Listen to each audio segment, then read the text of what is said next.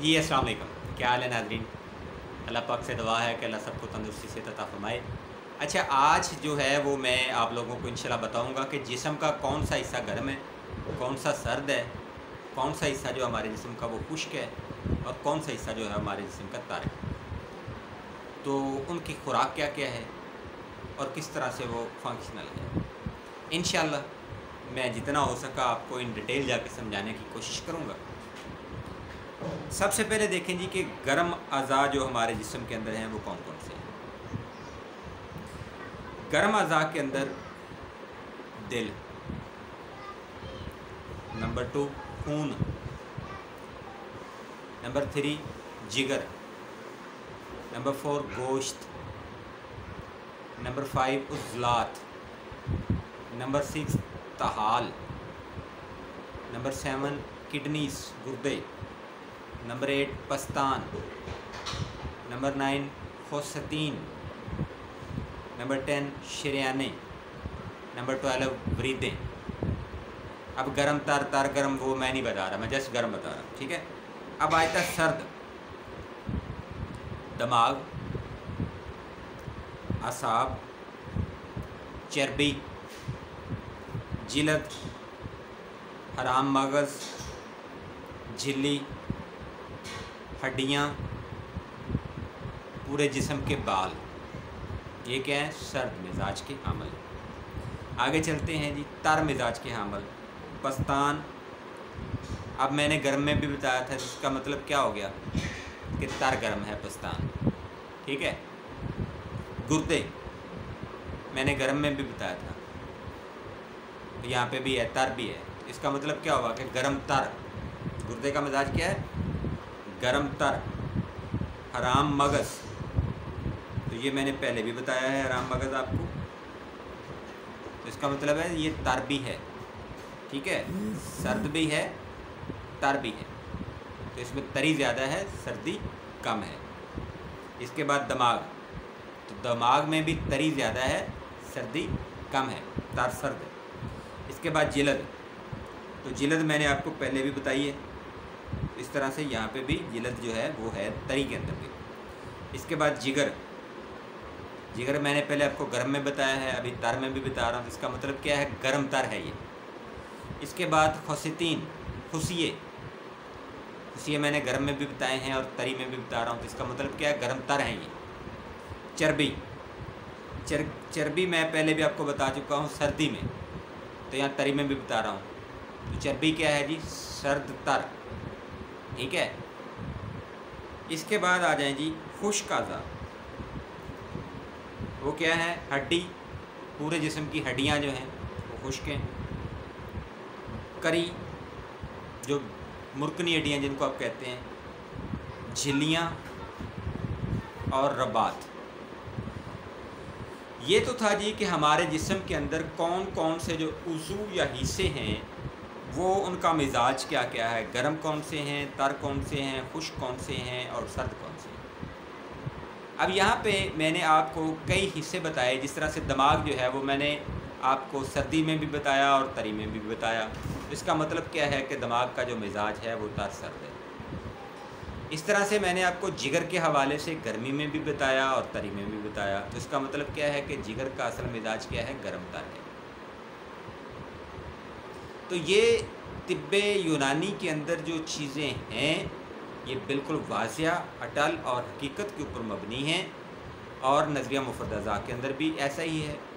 दिमाग का मिजाज नज़रिया क्या बताता है, असाबी यानी तर, ठीक है, और नज़रिया मुफ़रद अज़ा जिगर का मिजाज क्या बनाता है, गरम, ठीक है, यानी सुफरावी यानी गुदी, ठीक है जी। और तिली के हवाले से मैं यहाँ पे आप लोगों को बता दूँ कि तिली भी एक जिगर की मतहत है, और वो भी जो उसके अंदर सुदा है वो जिगर के अंदर ही पैदा होता है और फिर आगे तिली के अंदर जमा हो जाता है। सुदा, सफरा और बलगम, खून, पानी, ये सब कुछ का जो खून के अंदर शामिल होने का प्रोसेस है वो एक ही है, जिगर जिगर जिगर। जिगर ही सफरा पैदा कर रहा है, जिगर ही सुधा बना रहा है, जिगर ही सब कुछ कर रहा है। क्यों?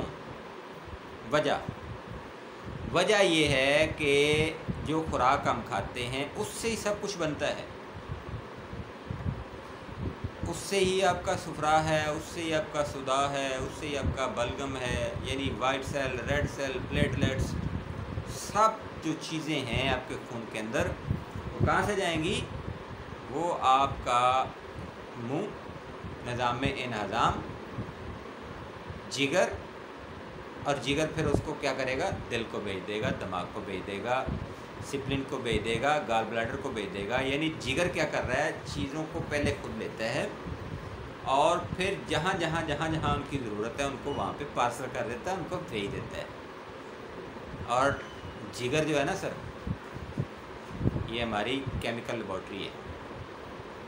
हमारे जिस्म के अंदर जितनी भी चीज़ें हैं ये जिगर ही प्रोड्यूस करके हमें देता है। लीवर, दिमाग को भी, आँखों को भी, कानों, नाकों, दांत, मुंह, गला, बाल, इवन के ये सर से लेकर पाँव तक, साबी हो या फिर उजलाती हो या फिर उल्दी हो, पैदा किसने करना है जी? जिगर ने। जिगर ने खुराक बनानी है और फिर खुराक जो है मुख्तलिफ अज़ा को भेज देनी है और उन अज़ा ने आगे इस्तेमाल करनी है। अब जिस तरह से मैंने आपको बताया कि फ़लाँ चीज़ गर्म है, फ़लाँ चीज़ तर है, जिगर क्या करेगा? इन चीज़ों को पैदा करके अगर उसमें सफरा की ज़रूरत है तो वो किसको भेजेगा? सफरा वाले अज़ा, यानी लाबलबे को, पित्ते को, ठीक है। सुधा किसको भेजेगा? तिली को, हड्डियों को, यानी जिस्म के ज़रिए, खून के ज़रिए हड्डियों में चला जाएगा, जहाँ जहाँ जिस चीज़ की ज़रूरत है। और ये किसने बनाया निज़ाम जनाब? ये अल्लाह रब रहमान ने निज़ाम बनाया है जिसका नाम है अल हकीम, और वो रब ही है जो हिकमत वाला है। हम कुछ नहीं है, हम इस मशीनरी को, ये जो ढांचा है,